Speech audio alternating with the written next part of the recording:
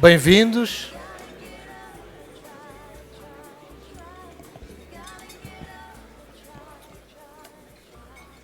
Bem-vindos a mais um jantar-debate promovido pela APDC. Eu começo por agradecer ao Miguel Almeida, nosso convidado especial deste jantar, pela sua presença e agradecer também, naturalmente, aos nossos patrocinadores deste jantar, sem os quais um jantar deste tipo não é possível, a CME e a Huawei. Queria também felicitar a equipa executiva da APDC pela organização do jantar, que, obviamente, como sabem, tem uma logística muito própria. Portugal tem uma das redes de telecomunicações mais avançadas do mundo, como sabemos. O setor tem um conjunto de aplicações, desenvolveu um conjunto de aplicações das mais avançadas do mundo. O setor aproveitou bem, portanto, a adesão de Portugal à União Europeia, a liberalização, etc. E tudo aconteceu nos últimos 30 anos. Foi rápido. Deu para nós vermos tudo acontecer.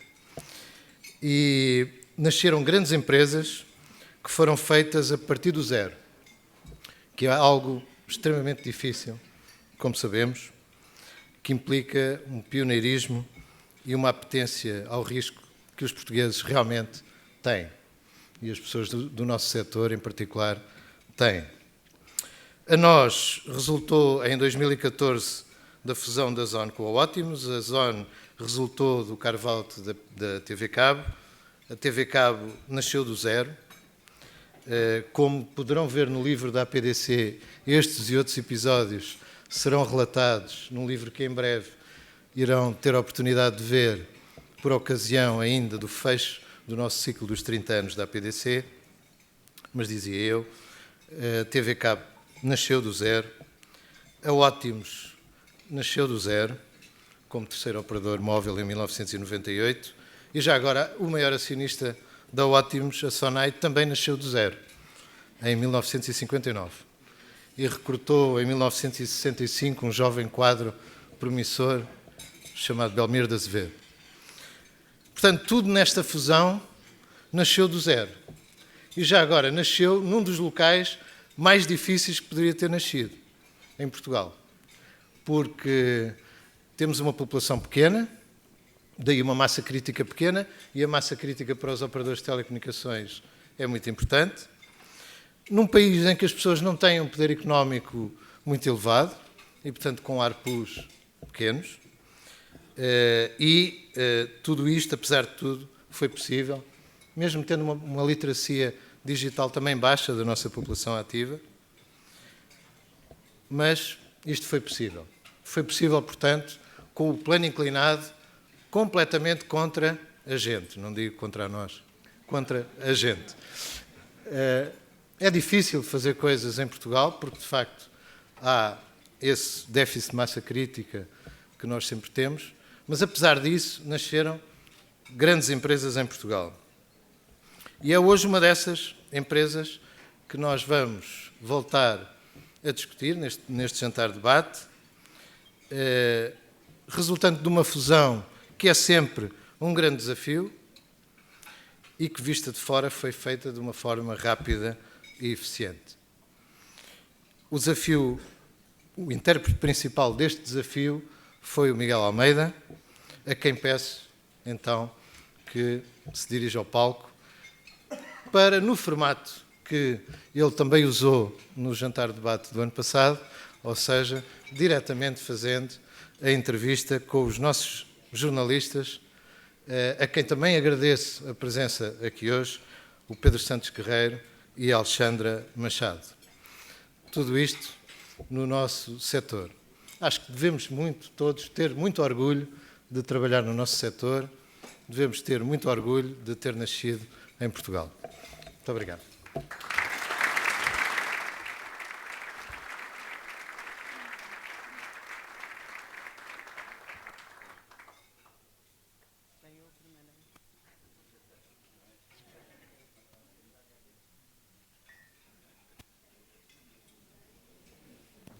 Deve ser no meio, não? Deve ser. Está a ver tudo.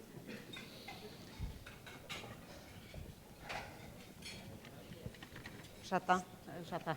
Boa noite a todos. Muito obrigada, antes de mais, à PDC pelo convite ao Jornal de Negócios, e eu em particular, para estar aqui a moderar o Miguel Almeida, ainda por cima na presença também do Pedro Santos Guerreiro, com quem trabalhei muitos anos, e acho que ainda conseguimos fazer algumas boas parelhas. Vamos ver.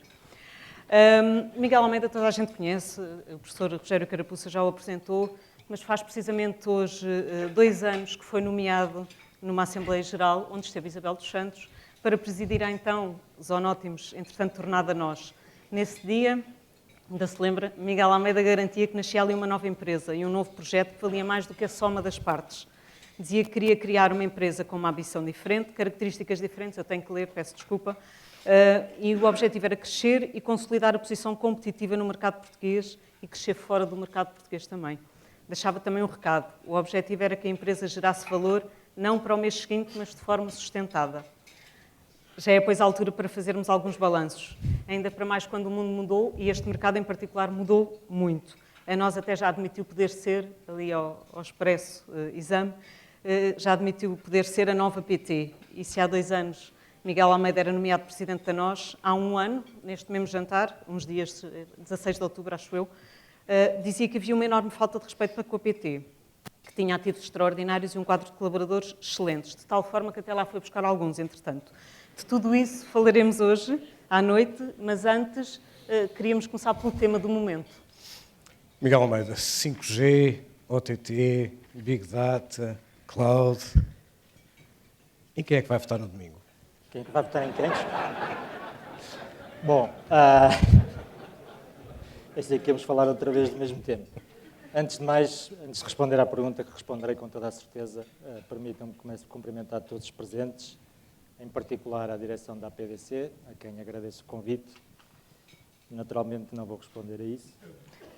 O que espero, sinceramente, enquanto cidadão e enquanto gestor, é que saiam das eleições as condições para o crescimento económico. Está bem. E para as comunicações? Há assuntos que devem entrar na agenda do próximo governo, seja ele qual for? Em particular das comunicações, não sei quanto tempo vai durar o próximo governo. Portanto, tenho mais dificuldade em responder. No curto prazo, não creio que hajam grandes temas, especificamente no setor das comunicações. Obviamente que este governo vai ter decisões importantes no que diz respeito à vida das empresas, e as telecomunicações, as empresas de telecomunicações são empresas. Portanto, nessa medida, poderá ter algum impacto, mas no concreto, no setor, penso que não há grandes razões para intervenções específicas. Vamos então aprofundar o setor. Sabe o que quer dizer candando?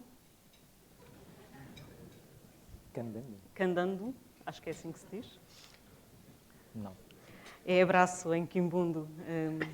É o nome de uma rede de distribuição que parece que vai abrir em Angola. Parece que vai abrir em Angola. Sim, senhor. Mas quer dizer outra coisa, além de abraço, quer dizer outra coisa, que foi o fim da parceria da SONAI com a empresária angolana Isabel dos Santos. Que impacto é que o fim da parceria pode ter na nós? A nós tem muitos acionistas, felizmente. É verdade que tem um acionista com uma posição de controle que junta essas duas entidades. Eu não posso falar sobre o futuro, posso falar sobre o passado e o presente, já o disse várias vezes, aliás é recorrente esse tema. Nós estamos muito satisfeitos com os acionistas que temos e em particular com o Conselho de Administração que temos, porque é a estabilidade e o apoio do Conselho, que o Conselho tem dado à equipa executiva, que tem permitido os fantásticos resultados que a nós tem tido e que certamente teremos a oportunidade de os discutir mais à frente. E, portanto, não vejo em que medida isso possa alterar. E não vejo em que medida há muitos negócios, há muitas parcerias, não vejo em que medida um determinado negócio não ter corrido no sentido que a certa altura as partes entenderia ser útil, não vejo em que medida isso tem qualquer efeito na nós. Não sente, pelo menos, qualquer ruptura entre os acionistas principais? Eu não sinto nada. Eu também tenho tido a oportunidade de dizer, nós temos reuniões de conselho, eu não tenho contacto direto com os acionistas, tenho contacto direto com o meu Conselho de Administração. Onde estão os 2 representados? Onde estão os 2 representados, aqui se pode dizer no que diz respeito ao Conselho de Administração, em rigor técnico, sim. Mas sim, onde há pessoas que de alguma forma estão ligados às duas entidades E, como lhe disse, temos sentido, bom, por um lado, algo que nos enche de orgulho e satisfação pelos resultados da empresa, por outro, todo o apoio, desde a primeira hora, desde o primeiro minuto, que nós desenhamos um caminho para nós, na altura não era nós, era Zonótimos, dissemos o que queríamos, onde queríamos chegar, com objetivos quantificados. Tivemos o apoio da administração nessa altura, tivemos o apoio da administração ao longo da execução desse plano, que já leva, faz hoje, 2 anos. Estamos a entregar... O plano, boa verdade, foi apresentado em fevereiro, não março, não é? Foi, verdade. Portanto, não são 2 anos.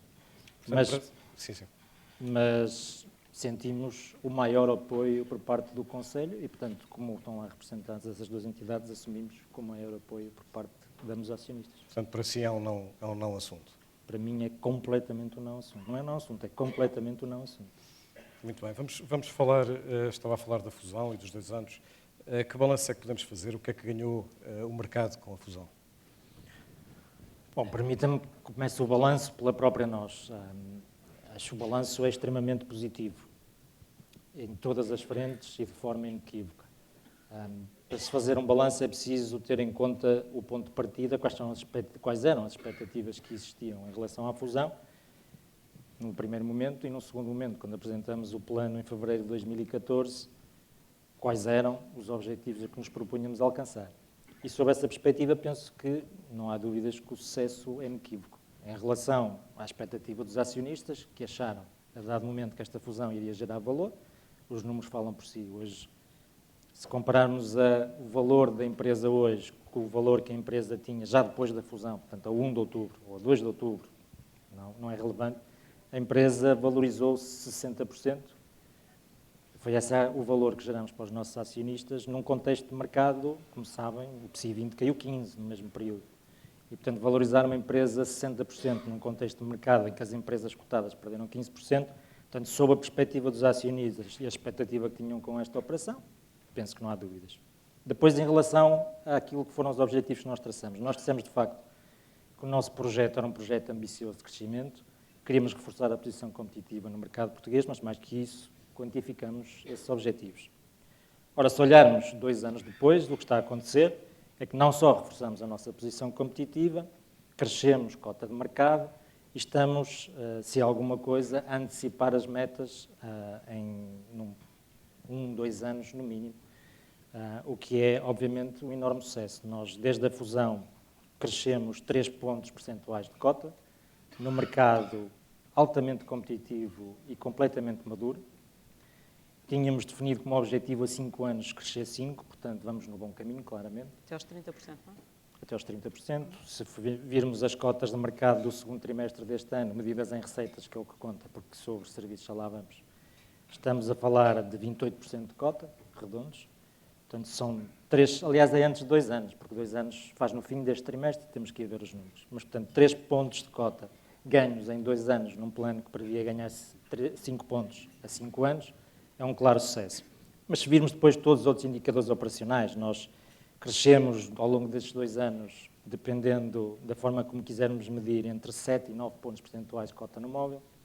Estancamos uma queda histórica de muitos anos, de queda da base de clientes na televisão paga. Desde há um ano para cá, estamos a crescer a base de clientes de televisão paga. E estamos, algo que nunca aconteceu desde o spin-off da Zone, a Zone, desde essa altura, que estava a perder cota de mercado por razões óbvias e naturais, pelo ponto de partida que tinha, e pela primeira vez, recentemente, estamos a alargar a distância para o segundo em cota de mercado, neste mercado.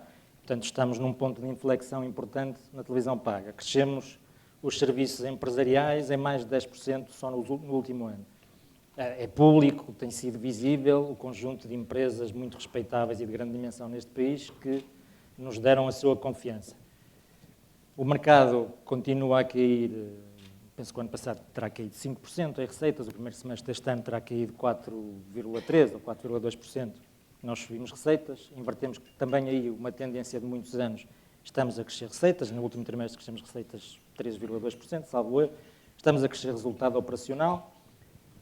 E em relação aos consumidores, que era essa a pergunta, em relação aos consumidores, penso que estes números demonstram claramente que esta operação veio trazer valor ao mercado.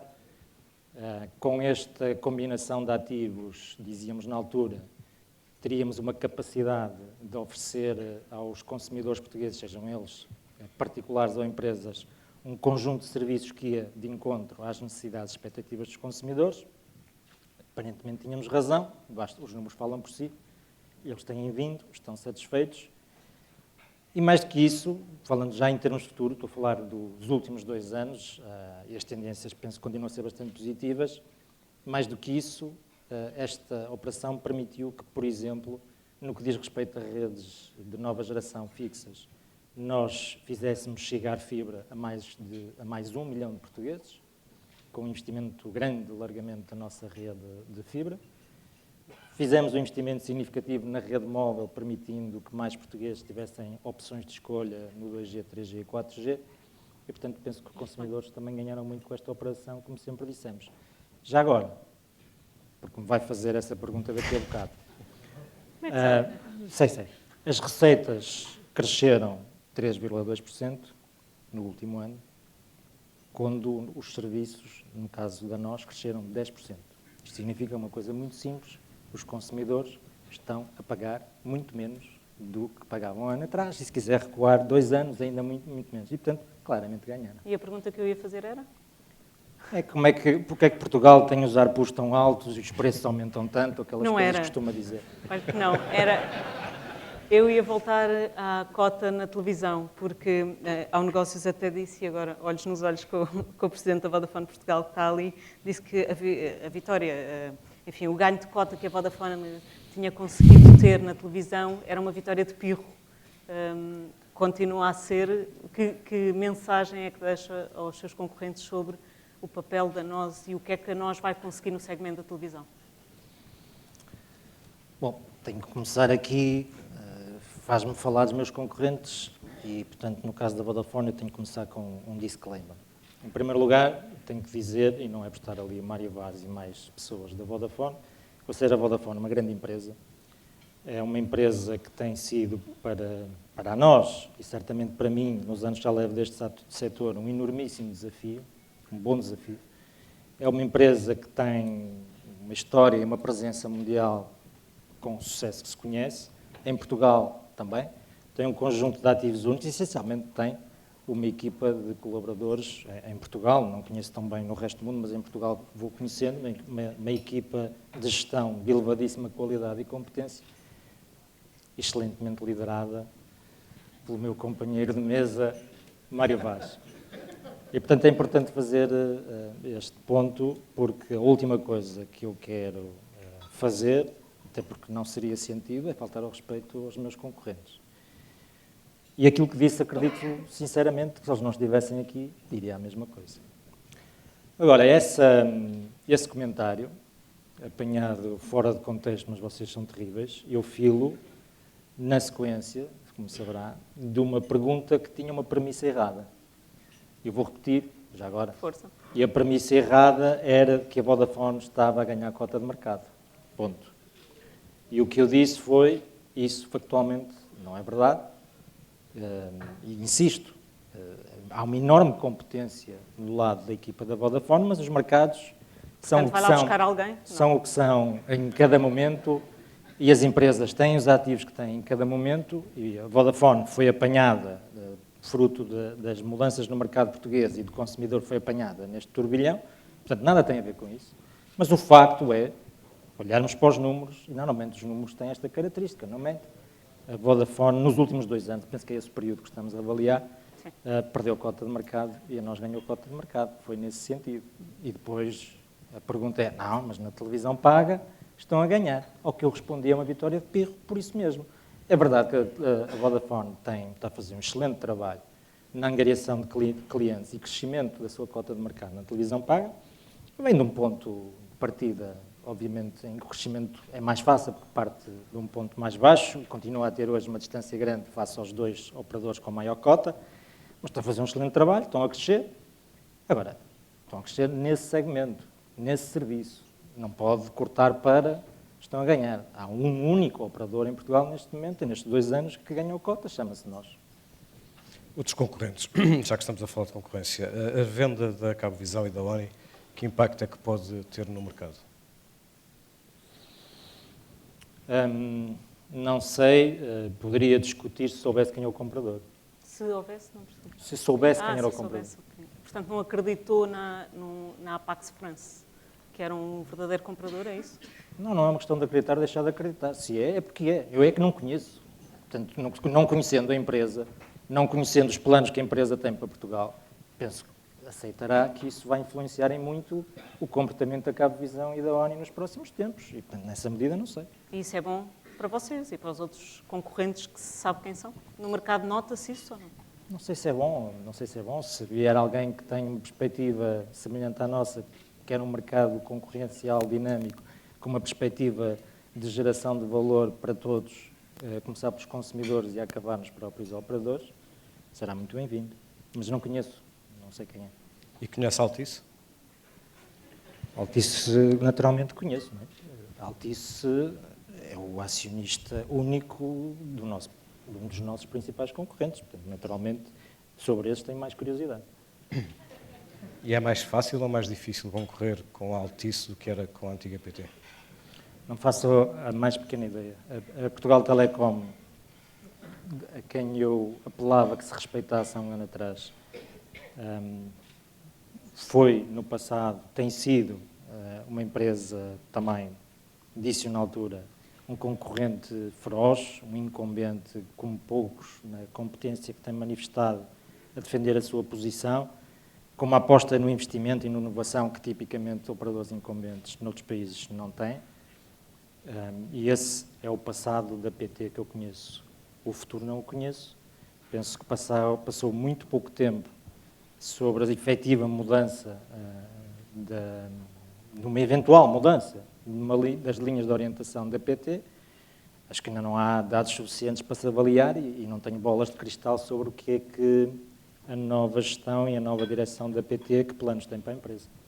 E vem aí o Netflix, vai entrar em Portugal. Como é que a nós se vai preparar para este gigante OTT, gigante entre aspas, e se vai dificultar que os clientes tenham só acesso à internet em casa? Eu penso que há, em primeiro lugar, há um grande fascínio dos mídias em Portugal pelo Netflix, isso já percebemos, porque todos os dias É só há dos notícias. mídias, portanto, estão... Não sei, veremos sobre os consumidores. Dos mídias, certamente, desses já sabemos. Todos os dias escrevem e, portanto, raramente alguém tem a boleia que tem tido Netflix na criação de publicidade gratuita. Aliás, nós aproveitamos, já desconfiando disso, estamos a aproveitar, lançamos um produto que, de alguma maneira, tem características semelhantes, é que assim se pode dizer, e a surfar nessa onda que, simpaticamente, os mídias têm criado. Qual é a minha perspectiva sobre o Netflix? Primeiro, o Netflix é muito bem-vindo, é mais um serviço que acrescenta valor à conectividade de elevadíssima qualidade que nós fornecemos aos nossos clientes. Não creio é que seja um concorrente de um operador de telecomunicações. Acho que, como muitos outros OTTs, vou usar essa expressão, tem o seu modelo de negócio. Verdade que faz free riding em cima das nossas redes, isso é uma verdade, também podemos já ir a esse tema, mas não afeta o negócio de um operador de telecomunicações, certamente, e na minha perspectiva, na minha convicção, não afeta sequer de todo o negócio de um operador de televisão paga. Na medida que tenha um enorme sucesso junto dos consumidores, pelo menos remotamente parecido com o que tem tido junto dos jornalistas, eu penso que isso até estimula o consumo, estimula que mais pessoas adiram a ofertas de qualidade no que diz respeito à ligação à banda larga e até, a partir do consumo de um produto que é um conteúdo que nós temos noutros canais e, portanto, noutras formas de consumo, que atraia mais clientes para o mercado, isso seria excelente. Mas o ponto é, não estão a estimar que haja desligamentos de televisão por via Não estou. de OTTs? Não acredito. E o papel da regulação, ou se quisermos a não regulação, em relação aos OTTs, que comentário é que lhe merece? Esse teve um comentário recente. Nós tivemos uma semana na conferência da Anacom disto. Parece-me algo perfeitamente incompreensível e insustentável. Existe uma quantidade, está aqui o setor, portanto sabe muito bem do que eu estou a falar, existe uma enormíssima quantidade de regulação, sobretudo mais um par de botas no que diz respeito a operadores de telecomunicações, e não é só em Portugal, é assim na Europa. Isto não é um juízo de valor sobre Portugal, é assim na Europa. e zero legislação em relação aos OTTs. Mesmo os OTTs que única e exclusivamente prestam serviços, que são os mesmos serviços entregues de outra forma, mas são os mesmos serviços que prestam os operadores, pelo qual são, por sua vez, regulados. Ora, isso chama-se, na minha perspectiva, concorrência desleal. Obviamente que não é algo que nós acreditemos que seja para perdurar.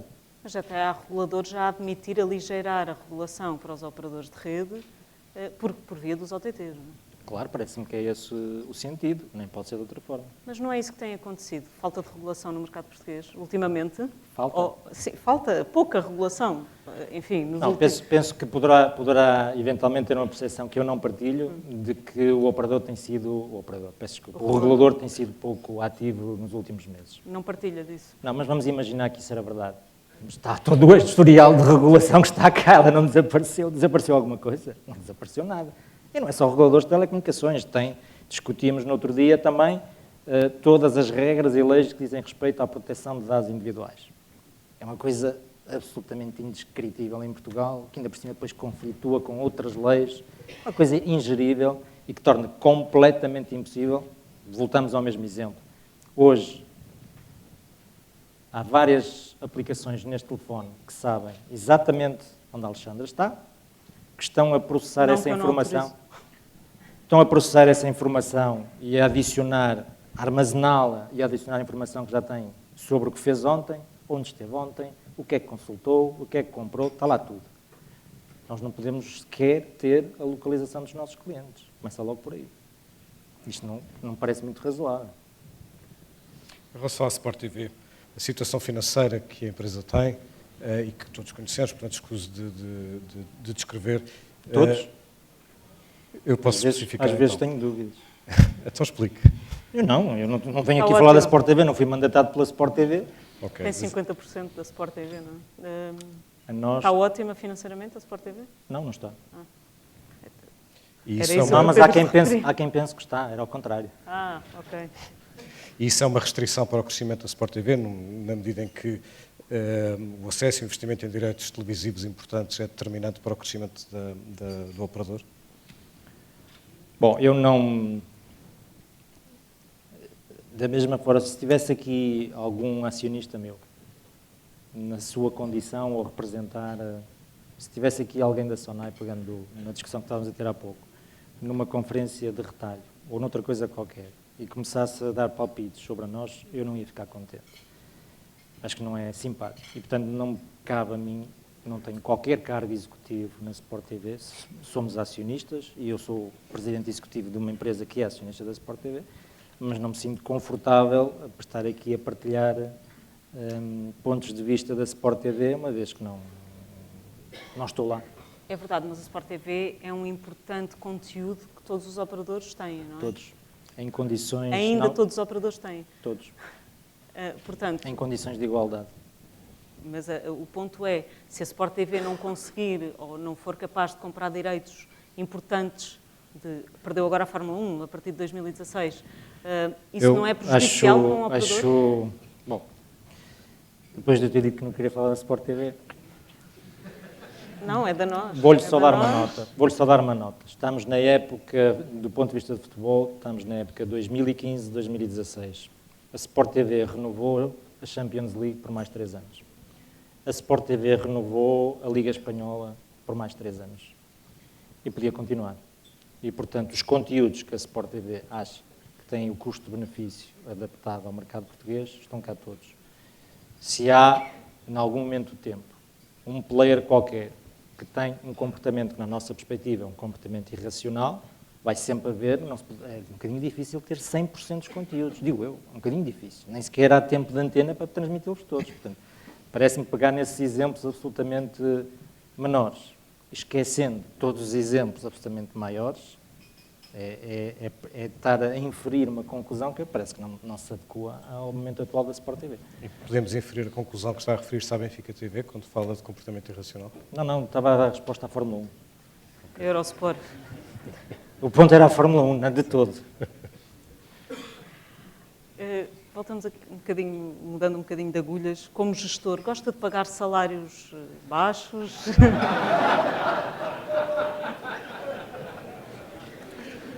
Bom, desde logo, como gestor, eu próprio recebo um salário. Portanto, convém começar por aí. Não, posso lhe dizer o que é que, qual é a filosofia e a forma como a nós vê o tema dos salários. E é preciso dar um passo atrás e partilhar a forma como vemos o tema dos colaboradores. Nós temos esta perspectiva, não sei se certa se errada, mas é a nossa perspectiva, de que os colaboradores, e os colaboradores da nós neste caso, são um dos principais ativos que a empresa tem. Obviamente tem um ativo muito relevante chamado base de clientes, tem um ativo muito relevante chamado redes e plataformas tecnológicas e claramente ao mesmo nível para nós estão os nossos colaboradores. E sendo assim, procuramos acarinhar neste sentido, desenvolver, que as pessoas sintam que estão, enquanto colaboradores da nós, a se desenvolver do ponto de vista profissional, garantir que têm oportunidades de carreira que vão de encontro às suas expectativas e ambições, investir fortemente na sua formação e na sua valorização e remunerar de acordo com aquilo que nós acreditamos que é o valor acrescentado de cada um e o seu contributo individual para o sucesso da empresa e, portanto, não temos essa perspectiva. Aliás, basta ir buscar um exemplo bastante recente, a nós, em março ou abril deste ano, para além do reforço do prémio que já fazia parte e faz parte da nossa estrutura de remuneração, a nós pagou um prémio extraordinário a todos os seus colaboradores, todos, como compensação ou como reconhecimento do enorme esforço que foi feito por todos os colaboradores da nós no processo de fusão e o enorme sucesso que esse processo em si teve, essencialmente o lançamento deste novo caminho e a consolidação deste caminho. E esse prémio extraordinário foi, não tinha que ser do ponto de vista formal, mas foi aprovado pelo Conselho de Administração. Portanto, esta é a forma como nós vemos a relação da empresa, neste caso da nossa empresa, com os nossos colaboradores. São um ativo crítico da empresa e tem que ser tratado como tal. Está satisfeito com os patrocínios do futebol? Com o retorno? Penso que só temos um. Que é da Liga Nós. Não, podemos ter mais. Penso que só temos um. Estamos, completamente sincero, sim, estamos a fazer um balanço definitivo, é cedo. Estamos há meia época, pouco mais de meia época, enquanto sponsors da Liga Nós. As primeiras avaliações são bastante positivas, acreditamos que é um bom investimento, todos sabemos o papel que o futebol tem na vida dos portugueses em geral. E, portanto, para nós é importante estar associado a um evento que está perto das pessoas, que lhe diz muito, que gera as emoções que gera, e achamos que isso é importante para a marca.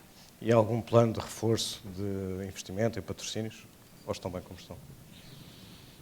Temos sempre opções que vamos mudando. Nós temos uma forte presença no futebol, temos uma forte presença, como é conhecido, na música. Estamos muito satisfeitos com o retorno que temos tido na música, em particular os grandes eventos que organizamos. Achamos que isso tem um grande retorno para a marca, direto em visibilidade e também naquilo que é a percepção que as pessoas têm da marca.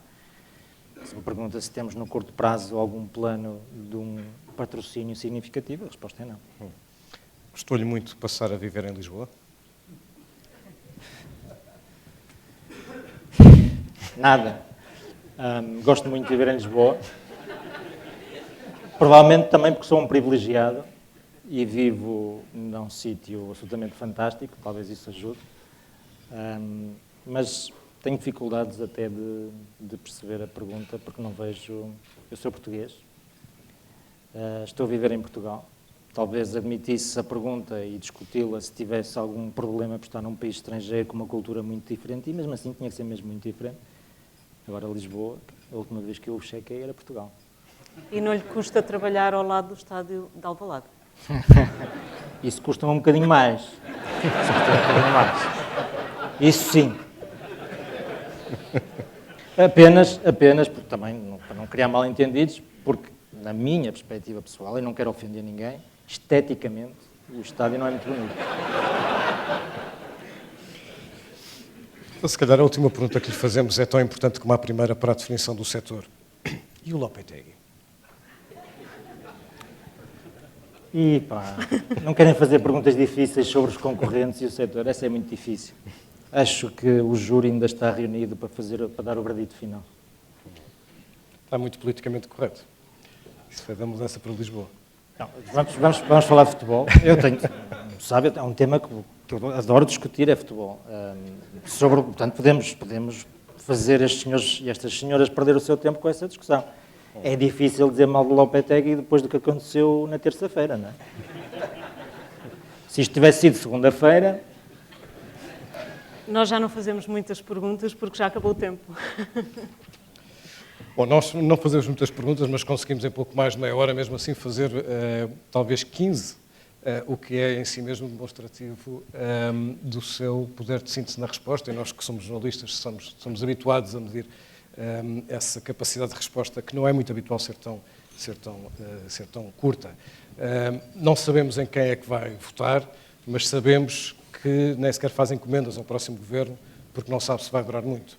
E também sabemos que o Miguel Almeida considera que a tensão que existe noutros negócios entre os seus maiores acionistas é completamente um não assunto. Estou a citá-lo, tanto que Miguel nem sabia o que é que queria dizer Candando, que é o nome da futura rede de distribuição em Angola entre os mesmos dois acionistas. Faz 2 anos, precisamente hoje, que o Miguel Almeida assumiu estas funções, 2 anos depois da fusão da então Zonótimos, e o balanço já é possível de ser feito, embora ainda estejamos a meio caminho dos objetivos que então foram definidos, ou do prazo que foi definido para esses objetivos, e as respostas foram as que ouvimos. Para os acionistas, uma valorização de 60%, quando o PSI 20 caiu 15%.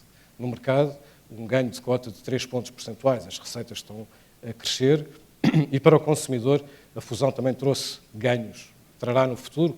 A resposta foi os investimentos na rede e aquilo que permitirá, que esses investimentos vão permitir na melhoria dos serviços utilizados. E os concorrentes? A Vodafone foi elogiadíssima, é uma empresa que coloca um enormíssimo desafio, que está a fazer um excelente trabalho, mas que não está a aumentar a cota de mercado. Aliás, segundo disse, mais ninguém está, só a nós. Novos donos da Cabo Visão e da ONI? Não conhece. Novos donos da PT? Conhece, mas não sabe o que farão. Netflix tem boa imprensa, mas além de ter boa imprensa, é um bom serviço que se pendurou gratuitamente nas redes, com zero de regulação, o que é incompreensível. Aliás, a expressão não foi meiga, concorrência desleal. É preciso mais regulação, se calhar até é preciso menos, depreendi eu. Como gestor, provocámo-lo com a pergunta sobre se gosta de pagar salários baixos, começou por se esquivar, explicando que não, e que em vez de salários baixos, falou da noção de salários justos, mas depois acrescentou, e deu como exemplo, o prémio que foi pago a todos os trabalhadores em retribuição do trabalho feito na fusão. Gosta de Lisboa, gosta do Porto, gosta do Futebol Clube do Porto, e pelo que percebemos também gosta do André. Muito obrigada. Muito obrigado.